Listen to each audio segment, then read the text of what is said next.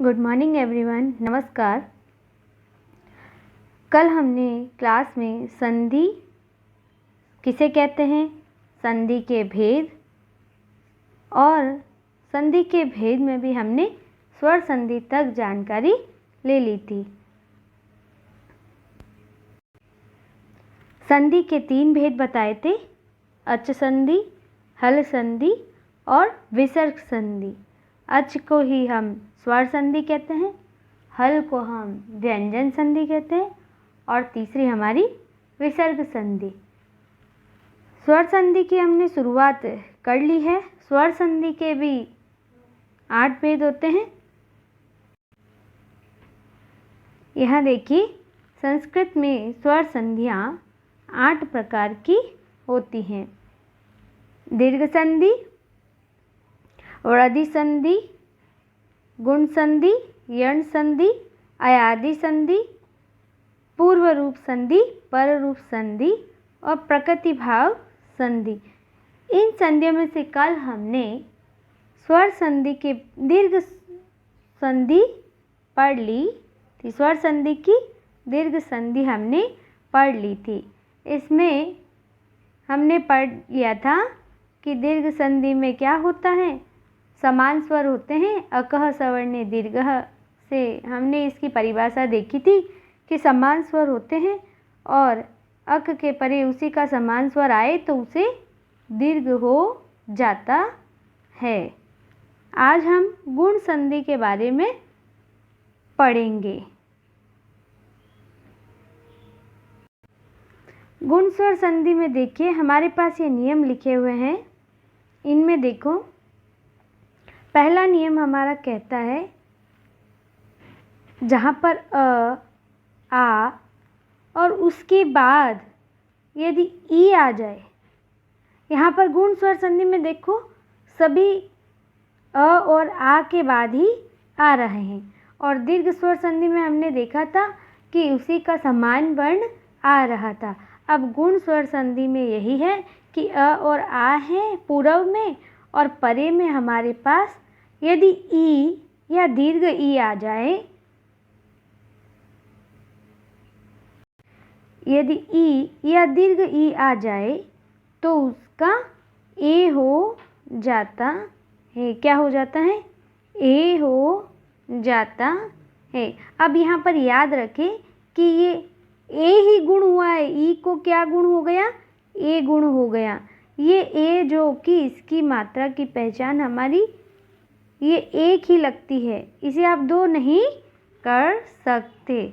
गुण संधि में ई को ए आदेश हुआ है। जब अ और आ के बाद यदि ई आ जाता है, दीर्घ ई आ जाता है तो उसे ए आदेश हो जाता है।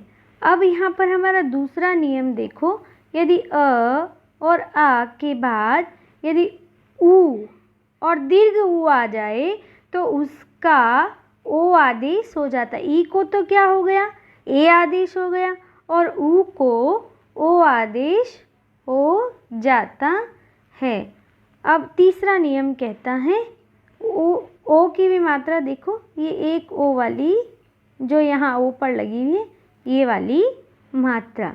और अ और आ के बाद यदि तीसरा नियम कहता है, यदि अ और आ के बाद यदि री आ जाए तो उसे अर हो जाता है। क्या हो जाता है? अर हो जाता है। यदि आ के बाद यदि री आ जाए तो उसे अर आदेश हो जाता है। उसी प्रकार यदि हमारे पास अ और आ के बाद संस्कृत में जैसे कि हमने कहा था री भी होता है हमारा, तो अ और आ के बाद यदि री आ जाए तो उसे अल हो जाता, अल क्या हो जाता है? अल हो जाता है। अब हमने जब गुण संधि की पहचान देख ली है, उसके चारों नियम देख लिए हैं कि ई को ए, उ को ओ, री को अर और री को अल हो जाता है। तो अब हम इसकी जो यहाँ परिभाषा दी गई है उसे भी पढ़ लेते हैं। उसमें यही बात लिखी है। इस परिभाषा में संस्कृत में कहता है आद गुणः। क्या कहता है? आद गुणः। तो गुण संधि अर्थात आद गुणः अर्थात यदि अ या आ के बाद ई या दीर्घ ई आए तो दोनों के स्थान पर एक एकादेश हो जाता है। एकादेश हो जाता है किसके स्थान पर? ई के स्थान पर। जब आ और ई मिल जाता है और आ के बाद यदि ई आ जाता है तो उनके स्थान पर ई को क्या हो जाता है?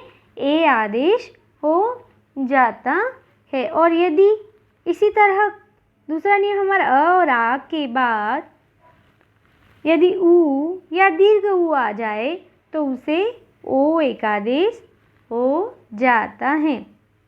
इसी तरह हमारा ये नियम कि यदि अ और आ के बाद री आए तो दोनों के स्थान पर अर हो जाता है। और वैसे ही हमारा यहाँ पर री भी ले लीजिए। ली जो कि हम मिस प्रिंटिंग है, री आ जाए अ और आ के बाद तो उसे अल हो जाता है।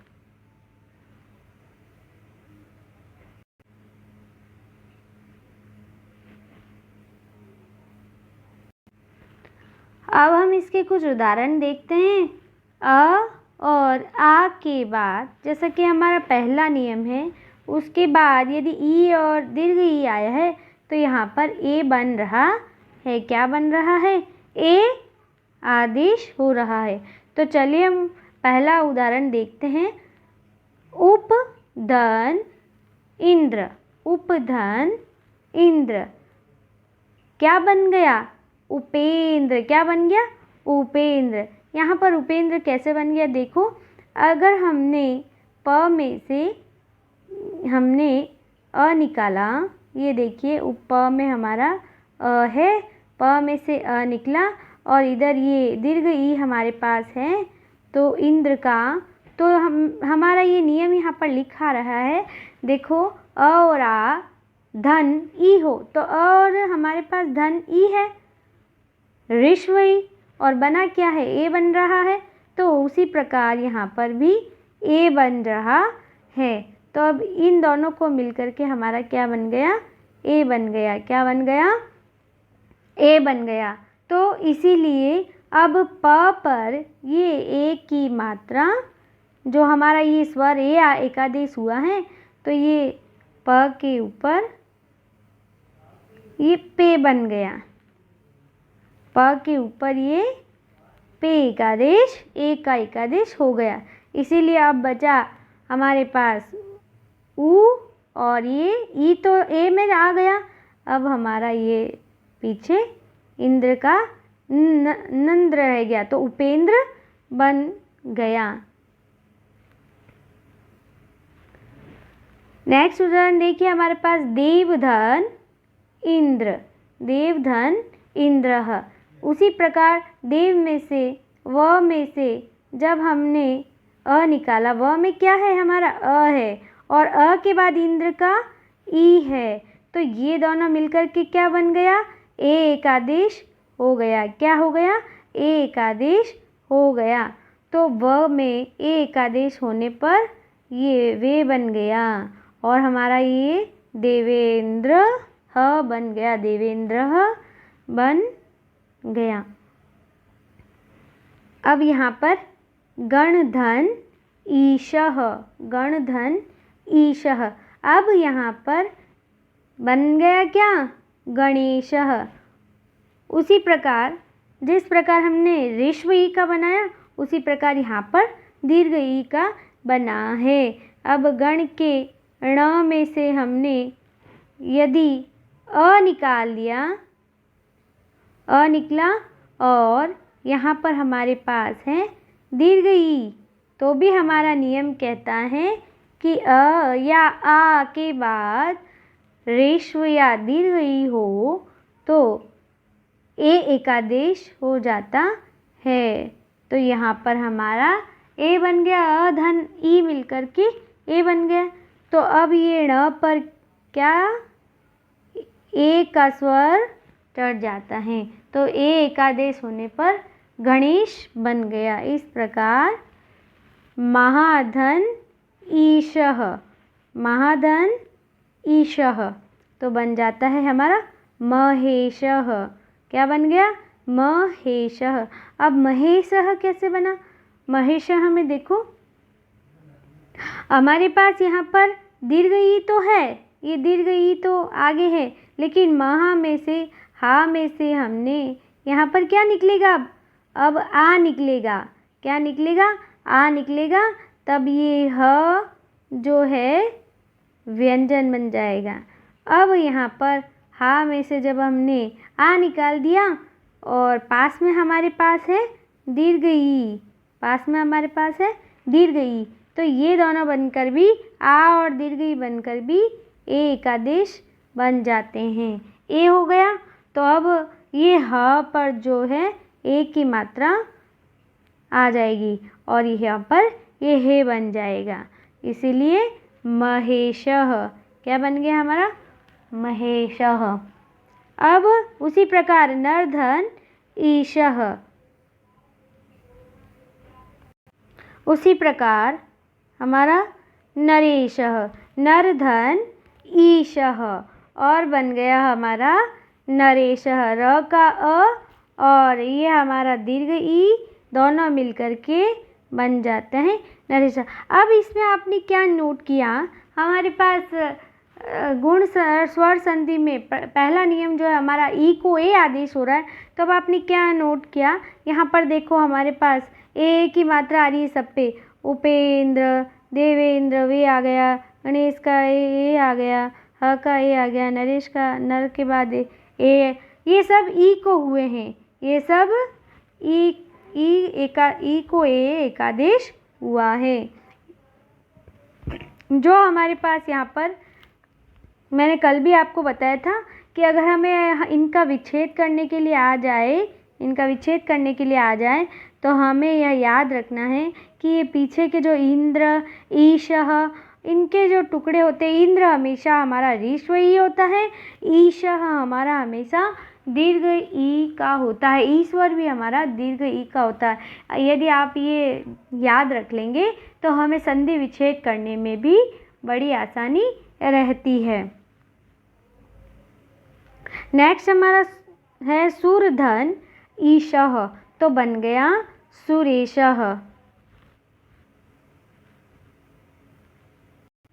तो अब हमने इस गुण स्वर संधि में ये जान लिया है कि हमारे पास इसकी पहचान क्या हो गई, ए की मात्रा हो गई। क्या हो गई, ए की मात्रा, जो कि ये वाली, ये हमारी गुण स्वर संधि की पहचान है। अब हम यहाँ पर ओ के उदाहरण देखते हैं। ये देखिए हमने यहाँ पर ए के उदाहरण देके ई को ए आदेश हो जाता है। अब हमारी नेक्स्ट पहचान थी हमारी ओ की मात्रा। ये देखिए ओ की मात्रा हमारी नेक्स्ट नियम की पहचान थी। तो अब यहाँ पर हमारे पास है अ और आ के बाद यदि ओ आदेश किसको होता है, ऊ को होता है। किसको होता है, ऊ को। अब रीश्व ऊ हो चाहे दीर्घ ऊ हो, उनमें उनको हम ऊ को ओ आदेश कर देते हैं। ई को क्या आदेश हो गया, ए आदेश हो गया, और ऊ को ओ आदेश हो जाता है। कब हो जाता है, जब ई और ऊ के परे अ और पूर्व में अ और आ है, और परे यानी बाद में अ और आ के बाद में ई आए तो ए हो जाता है, और ऊ आए तो ओ हो जाता है। अब देखिए हमारे पास ये उदाहरण इसका, जिस प्रकार की भाग्यधन उदयः, भाग्यधन उदयः, तो यहाँ क्या बन गया, भाग्योदयः। अब ये योग कैसे बन गया, देखिए अब ये वही सेम, जब हमने अगर ये प्रथम पद है हमारा, इसका अंतिम वर्ण हमारे पास यह है, और ये उदय का हमारा दूसरे पद का प्रथम वर्ण है हमारा ऊ, अब ये य में से यदि हमारे पास अ निकलता है तो ये अ और ये उ मिलकर के क्या आदेश कर रहे हैं? ऊ को। ये दोनों मिलकर के क्या आदेश कर रहे हैं? ओ का। क्या आदेश कर रहे हैं? ओ का। तो इसीलिए ये य पर अब क्या बन गया? ओ की मात्रा चली जाएगी। ये इसलिए यो बन गया। तो हमारा भाग्योदय उदाहरण पूरा हो जाता है। उसी प्रकार सूर्यधन उदय हो। अब सूर्य का भी य में से हमने अ निकाला, ये अ और इसके पहले ये आधा र है, ये तो आधा र पड़ा ही है। अब ये हमारे पास उदय का उ आ गया, तो ये दोनों मिलकर के हमारा क्या बना? आदेश हो गया। क्या बना? ओ बना। ओ आदेश हो गया। तो ये य में फिर से वो आदेश होने पर यो बन गया। तो क्या बन गया? सूर्योदय बन गया। अब नरधन उत्तम, नरोत्तम, हितधन उपदेशः, हितोपदेशः, महाधन उत्सवः, महोत्सव। यहाँ देखिए क्या दिख रहा है? आ और उ क्या दिख रहा है? महाधन उत्सव में क्या दिखा हमें? महाधन उत्सव, महाधन उत्सव में क्या दिखा आपको? आ ह के बाद, ह के बाद है हमारे पास उ और ह में से हमने निकाल दिया आ, तो ये आ और उ ओ बन गए। यहाँ पर कहा भी है अ या आ के बाद यदि उ आए तो उ को क्या आदेश हो जाता है? ओ आदेश हो जाता है। तो अर्थात क्या बन गया? अब उ को ओ बन गया तो ह क्या बन गया? हो बन गया। तो महोत्सव बन गया। उसी प्रकार गंगाधन उदकम, तो बन गया गंगोदकम। क्या बन गया? गंगो उदकम, गंगोत्कम। और यथा उचितम, यथा धन उचितम, तो था का आ और उ, आ और उ मिलकर के ओ बन गए, तो थ पर ओ की मात्रा, तो यथोचितम। क्या बन गया? यथोचितम। गंगा धन उर्मी ह, तो गंगो उर्मी ह। अब हम यहाँ पर री के भी उदाहरण देख लेते हैं। अ और आ के बाद यदि री आए या दीर्घ री आए तो अर हो जाता है। ये देखिए देवधन और ऋषि, तो देवधन ऋषि में देवर्षि बन गया, देवर्षिः। ये देखो व का अ निकला और ये आगे हमारा री, तो ये दोनों मिलकर के यहाँ पर क्या कहता है? अर बनाता है। क्या बनाता है? अर, अर, जो कि यहाँ पर र क्या है? आधा है। र क्या है? आधा है। अब ये अ तो चला गया व में, तो व पूरा हो गया और ये र जो हो जाता है वो आगे हमारे शी, जो ऋषि का शी है, उस सी पे ये र चला जाएगा। तो ये इस प्रकार उस पर मात्रा जो चढ़ गई है र की, ये री की है, और है र आधा है, तो देवर्षि बन गया। और हमारा इसी प्रकार ग्रीष्म धन ऋतुः, तो बन गया क्या? ग्रीष्म ऋतुः, ग्रीष्म ऋतुः। अब आज मैंने आपको यहाँ पर गुण स्वर संधि के इतने एग्जाम्पल कराए, इतने उदाहरण कराए। कुछ उदाहरण आप भी करने का अभ्यास करेंगे। आज हमारा गुण स्वर संधि कंप्लीट हो गई है। दीर्घ स्वर संधि हो गई, गुण स्वर संधि भी हो गई। अब अगले भाग में हम हमारी नेक्स्ट संधि करेंगे, वृद्धि संधि करेंगे। नमस्कार, धन्यवाद।